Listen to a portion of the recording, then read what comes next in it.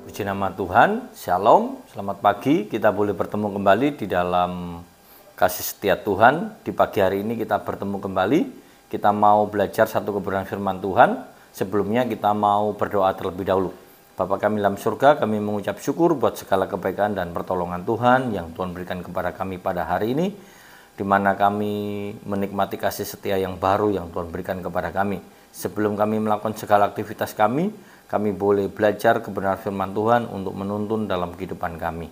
Dan kami serahkan semuanya ke dalam tangan Tuhan. Di dalam nama Tuhan Yesus kami berdoa dan mengucap syukur. Haleluya. Amin.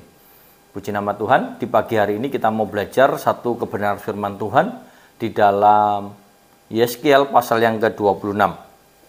Saya akan membacakan tentang firman Tuhan tentang nubuatan melawan Tirus. Saya akan membacakan di dalam ayat yang pertama sampai ayat yang ke-7.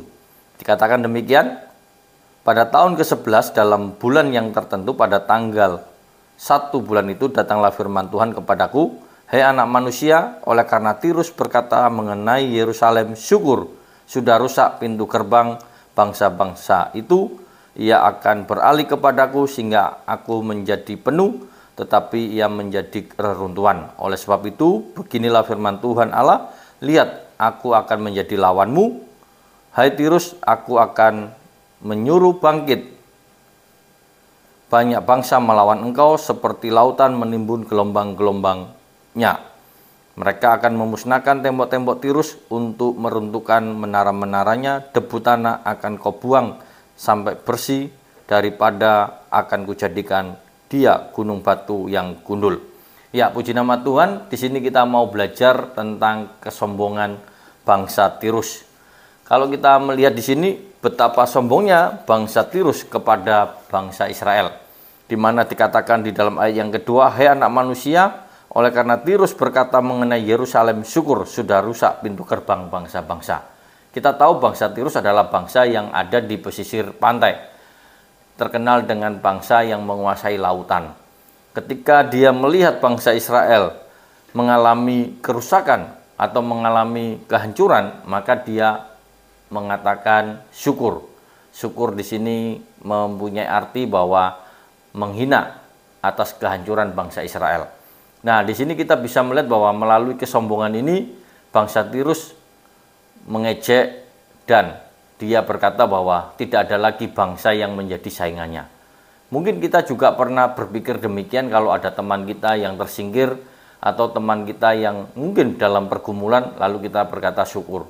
Tetapi pada pagi hari ini kita mau belajar satu kebenaran firman Tuhan bahwa apa yang dialami oleh bangsa Tirus ternyata Tuhan tidak membiarkan kesombongan. Karena kesombongan tidak lagi menjadi hal yang harus didewakan terhadap diri kita sendiri. Karena orang yang sombong selalu mendewa-dewakan dirinya sendiri, menjadikan dirinya adalah orang yang hebat dibandingkan dengan yang lain. Nah, kita mau melihat bahwa ketika kita berbicara tentang kesombongan, ada satu bentuk yang bisa kita lihat. Orang yang melakukan kesombongan itu suka merendahkan orang lain. Orang yang sombong selalu memandang rendah orang-orang yang ada di sekitarnya. Dan itu dia lakukan dan dilakukan oleh bangsa Tirus ini. Sehingga kalau kita melihat bahwa orang yang melakukan dosa kesombongan, ternyata Alkitab dengan tegas mengatakan bahwa tindakan itu menentang oleh Allah. Allah sangat membenci orang-orang yang sombong. Allah sangat membenci kepada orang-orang yang melakukan tindakan-tindakan sombong. Dan kita bisa melihat orang-orang yang sombong pasti dihukum oleh Tuhan dengan caranya yang luar biasa.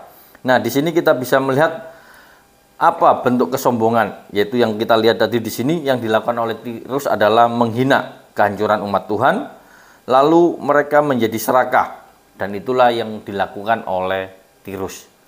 Ketika mereka menjadi sombong, ketika dia melakukan hal-hal yang tidak benar kepada Tuhan, ternyata Allah tidak tinggal diam. Di dalam ayat yang ke-7 dikatakan, "Sebab beginilah firman Tuhan Allah, sungguh aku membawa dari utara Raja Nebukadnezar, Raja Babel, Raja segala raja untuk melawan Tirus dengan memakai kuda, kereta, pasukan berkuda, dan sekumpulan tentara. yang banyak.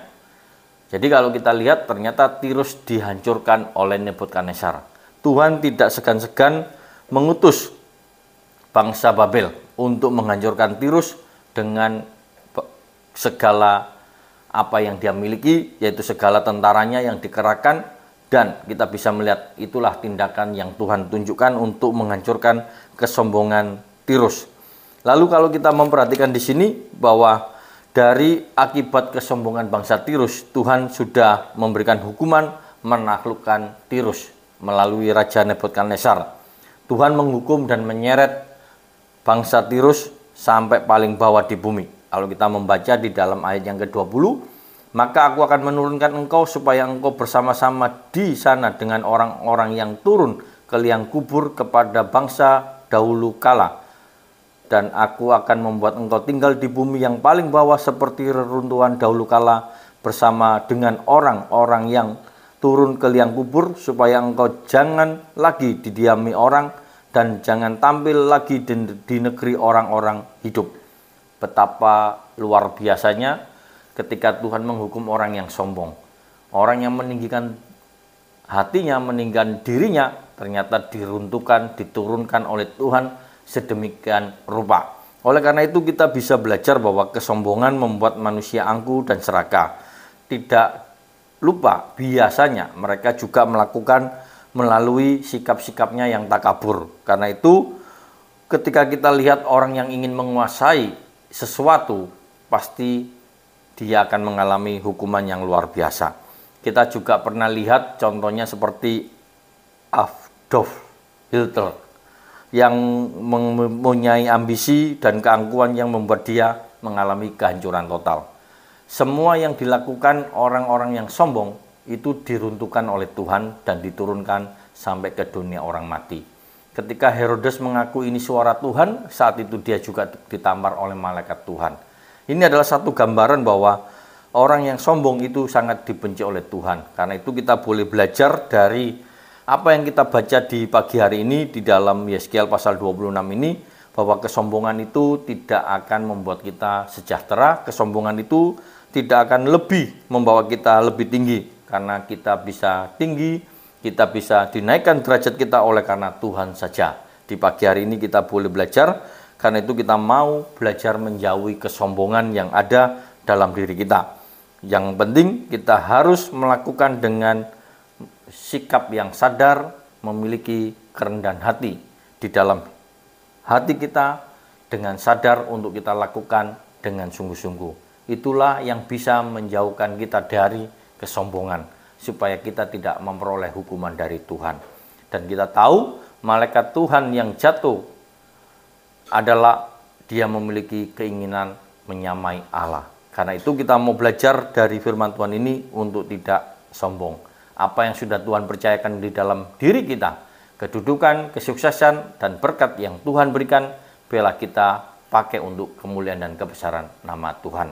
Biarlah firman Tuhan di pagi hari ini membawa kita untuk tetap memiliki kerendahan hati di dalam Tuhan ketika Tuhan memberkati kita. Amin firman Tuhan, kita berdoa.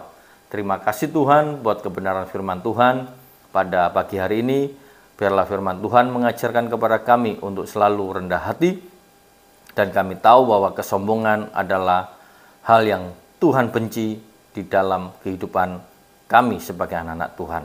Terima kasih Tuhan, Tuhan memberkati setiap anak-anak Tuhan yang sudah mendengarkan kebenaran firman Tuhan. Tuhan memberkati dalam segala aktivitasnya, apapun yang dikerjakan, biarlah boleh berhasil untuk kemuliaan dan kebesaran nama-Mu. Terima kasih Tuhan, terpujilah nama Tuhan. Di dalam nama Tuhan Yesus Kristus kami berdoa dan mengucap syukur. Haleluya. Amin.